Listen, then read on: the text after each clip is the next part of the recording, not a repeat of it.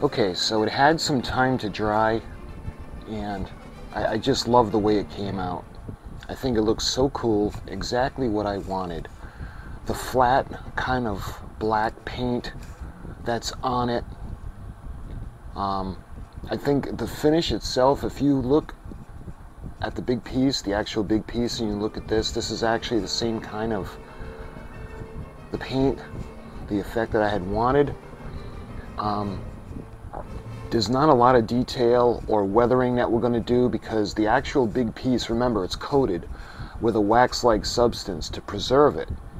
So other than maybe a faint spot of rust here and there, it's pretty much black. The other exception are the portholes. Now, the portholes on Titanic were brass. When they brought the big piece up, the portholes, the frames were still on. Let's see, it would have been 1998 they brought this piece up, so that would have been what, 86 years that this had been underwater. So it would have affected the brass, plus the fact that they put the coating on it changed the color a little bit. So it's almost like, it's like a brownish, it's almost like bronze. So we got to do that to the portholes, and then I think we're just going to kind of spot little pieces of little sections of little bit of rust here and there, so you really have to look for it. I think that's all we're going to need to do before we clear coat it, and we're going to put the glass in. There's a shard in one of them, but we'll get to that later. But anyway, let's think about what we're going to do for the portholes. A couple of things I was thinking. First of all, where is the... I have the little...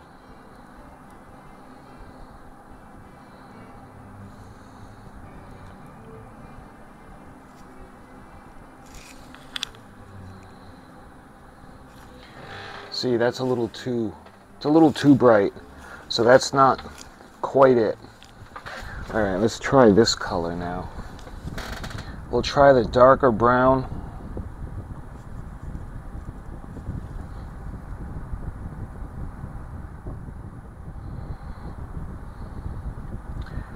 This is a little more accurate.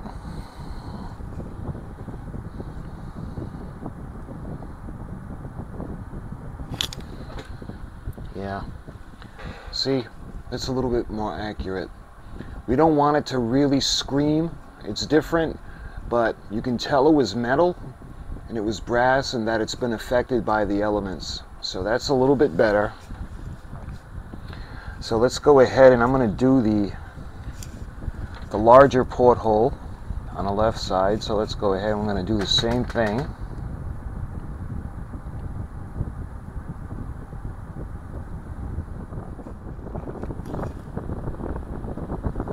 That looks pretty good.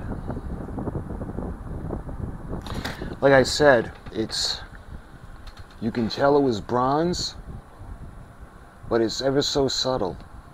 So I like that. Okay, that's good. So let's do the other one, the large one all the way at the end.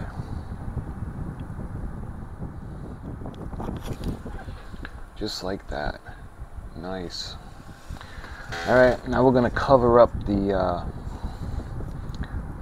other color that we did.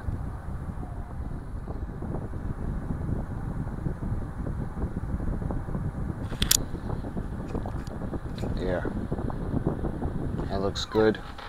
See the way it looks? It doesn't really scream out that it's brass, but you can tell the metal has been through a lot. So that looks good. So I think what I'm going to do now is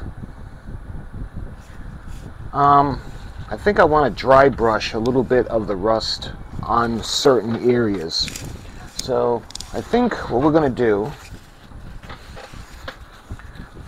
I'm going to get a different brush. Let's see, what will be a good dry brush? This one looked pretty good. We're going to use this, and we're going to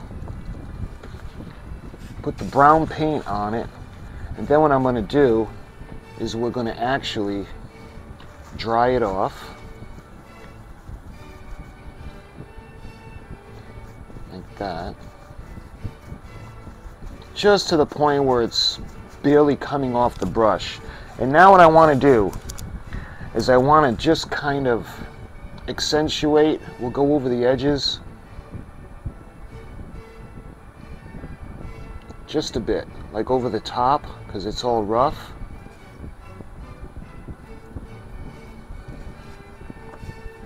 All the pieces that are broken. See how it's kind of ever so slightly just kind of highlighting them.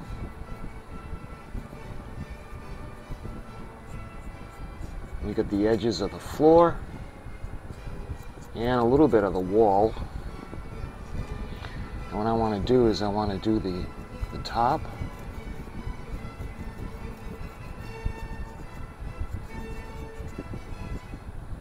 Maybe on the inside a little bit. Again, just so you actually have to look for the rust. That looks pretty good. It's almost like a dusting. So the top looks, again, it's not going to be so over the top that you're going to look at it and say, wow. Just enough. Just a bit of dry brushing on the edges.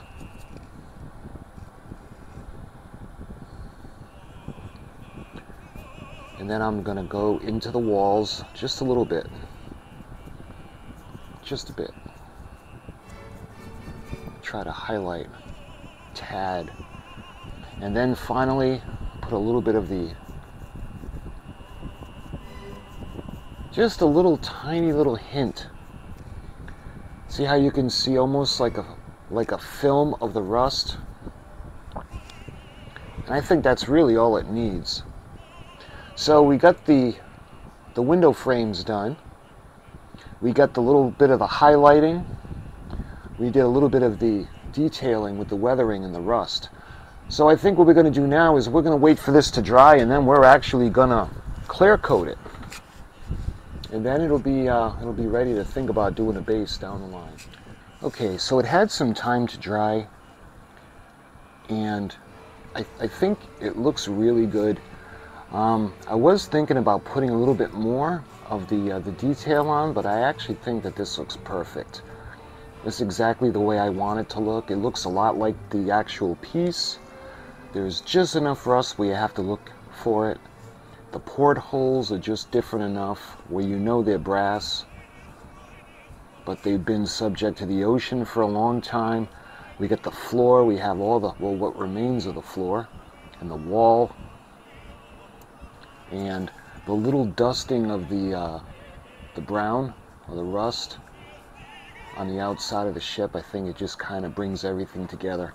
So what I want to do now is we're going to actually clear coat it. One of the things that I use all the time, let me show you guys this, is I actually love the Pledge, or the Future, depending on this. I mean, it's the same thing. This is a little bit old, starting in yellow, but the Pledge, the floor wax, just to me works fantastic. But the problem with this is that it's very shiny, very, very, very shiny. Now the actual big piece does have a shine to it because of the protective coating, but it's not mirror-like, and that would give a mirror-like finish. So what I did was I actually just ordered the Vallejo, the matte finish. And I think the matte finish is really going to bring it out. Because what it's going to do, if you think about it, it's going to enrich all the colors. And it's going to coat it, and it's going to bring out the little bit of the detail, like the a little bit of the corroded sections on the ends. It'll bring out the portholes, and I think it'll bring everything out really nicely. So we got the matte finish from the Vallejo. Let me just take the sticker off. And that's what I love about Amazon, because it was almost next day delivery. So let's go ahead. We're going to put a little bit of the Vallejo in.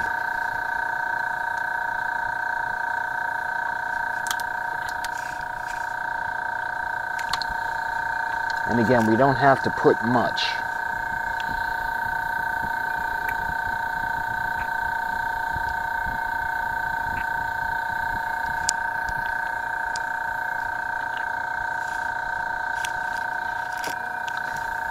Let's see, I got my tweezers around here somewhere. So I'm going to do the outside first. And I'm going to show you guys. We don't need a lot.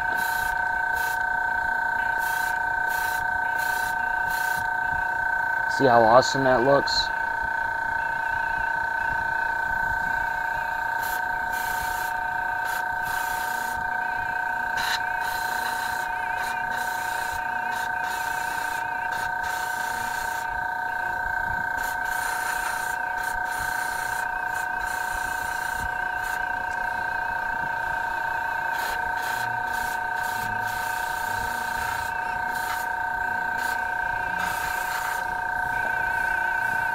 Hopefully you guys are going to be able to see that.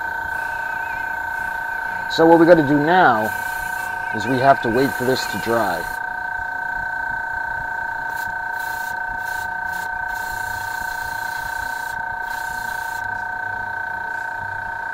Beautiful.